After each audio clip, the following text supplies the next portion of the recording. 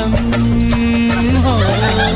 అలా నింగిలో రాజహంసలై తేలిపోదాం మనము వస్తావా